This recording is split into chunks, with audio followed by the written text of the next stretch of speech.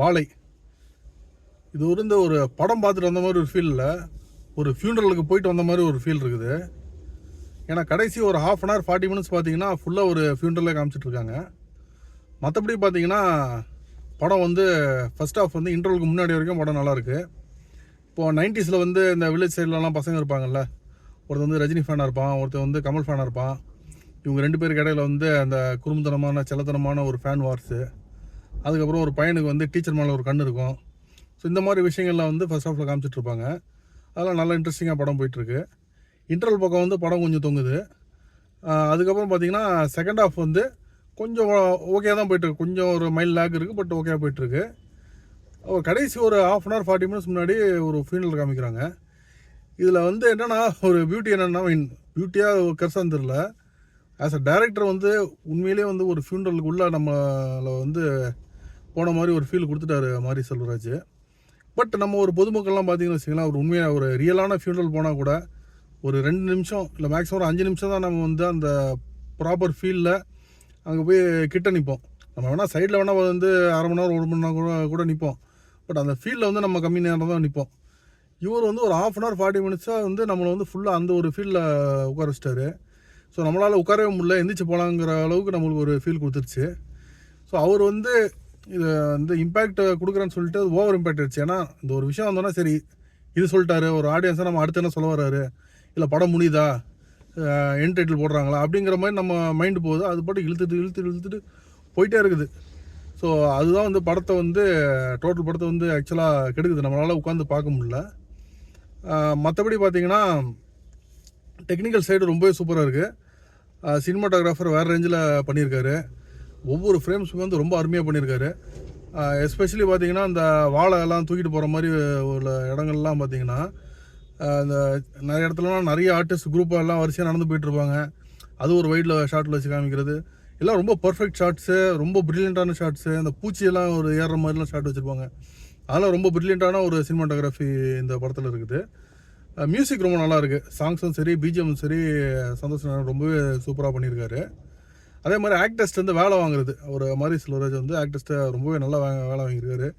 நிறைய new face எல்லாருமே வந்து ரொம்ப அருமையாக எல்லா சீன்ஸ்லையுமே பர்ஃபார்ம் பண்ணியிருக்காங்க. அதே மாதிரி நோன் ஆர்டிஸ்ட் ஒரு கலையரசன், திவ்யாதரசன் இவங்கெல்லாம் பண்ணும்போது அவங்க ஒரு ஆக்டிங் கற்று வச்சுருப்பாங்கல்ல, இது வேணால் எனக்கு இந்த மாதிரி தான் வேணும்னு சொல்லிட்டு அவங்கள்ட்டையும் ரொம்ப அருமையான ஒர்க் வாங்கியிருக்காரு. அது உண்மையிலே பாராட்டக்கூடிய ஒரு விஷயந்தான். அதுமாதிரி இந்த டீச்சரை ஒருத்தவங்க பண்ணியிருப்பாங்க, அவங்களும் ரொம்ப அழகாக, நம்ம சின்ன வயசுலலாம் எல்லாருக்குமே ஒரு டீச்சர் மேலே ஒரு சின்ன கரிசி இருக்கும். ஸோ அந்த விஷயங்களை வந்து ரொம்ப சூப்பராக காமிச்சிருப்பாங்க. ஆக்சுவலாக ஸ்பீக்கிங் வந்து அந்த பையனுக்கு வந்து டீச்சர் மேலே ஒரு இன்ஃபேக்சுவேஷன் இருக்கும். டீச்சரை வந்து ஒரு இது ஒரு விஷயம் தெரிஞ்சும் ஒரு கண்டிக்காமல் ஒரு இதாக போயிருப்பாங்க. ப்ராப்ளி அவங்க குழந்தரமாக பார்த்து விட்ருக்கலாம், அந்த மாதிரி கூட நம்ம எடுத்துக்கலாம். பட் எத்திக்கலாக பார்த்தீங்கன்னா அந்த டீச்சர் வந்து கொஞ்சம் விலை இருக்கணும். பட் ஆஸ் ஆடியன்ஸ் நம்ம அந்த சீக்வன்ஸை பார்க்கும்போது நம்மளுக்கு வந்து போர் அடிக்காமல் நல்லா ஒரு இன்ட்ரெஸ்டிங்காக அந்த சீக்வன்ஸ் போயிட்டுருக்கு. இவங்க அம்மா கேரக்டரை ரொம்ப அருமையாக பெர்ஃபார்ம் பண்ணியிருக்காங்க. ஆக்சுவலாக பார்த்தீங்கன்னா இது வந்து ஒரு சம்பவத்தில் வந்து இத்தனை பேர் இறக்குறாங்க அப்படின்னா நம்ம வந்து அந்த ஒரு சம்பவம் வந்து நம்மளுக்கு ஒரு நியூஸாக தான் தெரியும். நம்ம அந்த ஒரு ஆனால் பார்த்தீங்கன்னா அந்த ஒவ்வொருத்தருக்கு இப்போ பின்னாடியும் ஒரு லைஃப் இருக்குது. அவங்க ஒரு வாழ்க்கையில் ட்ராவல் பண்ணிட்டு வந்திருக்காங்க. ஸோ அவங்க குடும்பத்துக்கு என்ன பாதிப்பு அப்படின்னு பார்க்கும்போது ஒரு பெரிய ஒரு உலகம் இருக்குது. ஸோ அதுதான் வந்து இந்த படத்தில் வந்து காமிச்சிருக்காங்க. இதில் என்னென்னா இந்த லேபரர்ஸ் இருக்காங்கல்ல, அவங்களுக்கும் அந்த முதலாளிக்கு இடையில உள்ள விஷயங்கள். இதில் வந்து அவர் மாரி செல்வராஜ் லேபரர்ஸ் படுற கஷ்டங்கள் தான் ரொம்ப டீப்பாக காமிச்சிருக்காரு. இப்போ சைல்டு லேபர் இருக்குது இந்த படத்தில். அந்த பையனுக்கு வந்து சைல்டு லேபர் பண்ணுறதுக்கு விருப்பமே இல்லை, ஆனால் அவங்க அம்மா வந்து வேறு வழி இல்லாமல் பண்ண வைக்கணும். ஸோ அதில் வந்து ஒரு சீன்லலாம் கூட அவங்க சொல்கிறாங்க, இவன் வந்து உழைக்க வந்து கற்றுக்கணும் அப்படிங்கிறதெல்லாம். ஸோ அது வந்து இந்த சைடு ரொம்ப ஹையாக காமிச்சிட்டு அந்த முதலாளி சைடில் எதுவுமே காமிக்காமல் விட்டது. அவர் வந்து ஒரு லாபத்துக்காக 2 விஷயம் பண்ணுறது காமிச்சிருப்பாங்க. அதை தாண்டி எதுவுமே பெருசாக அவருக்கு என்ன கஷ்டம், அது இல்லை அவருக்கு எதாவது கஷ்டம் இருக்கா, இல்லை அவர் ரொம்ப ஒரு இதில் இருக்காரா, அது எதுவுமே காமிக்க விட்டார்.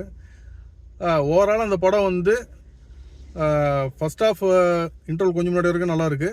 பட் கிளைமேக்ஸ் வந்து ஒரு உண்மையிலேயே ஃபியூனரல் போயிட்டு வந்த மாதிரி இருக்குது, ஒரு படம் போயிட்டு வந்த மாதிரி இல்லை. ஒரு மாரி செல்வராஜன் நல்லா தான் எடுத்திருக்காரு. பட் ஆடியன்ஸால் உட்காந்து பார்க்க முடியல. நான் யாருக்குமே ஃபியூனரல் போய் அட்டன் பண்ணணும்னு இன்ட்ரெஸ்ட் இருக்காது. ஸோ அதனால் இந்த படம் வந்து நீங்கள் ஃபியூனரல் போய் பார்க்குறதுக்கு ரெடியாக இருந்தால் மாத்திரம்தான் இந்த படத்தை போய் பார்க்கணும்.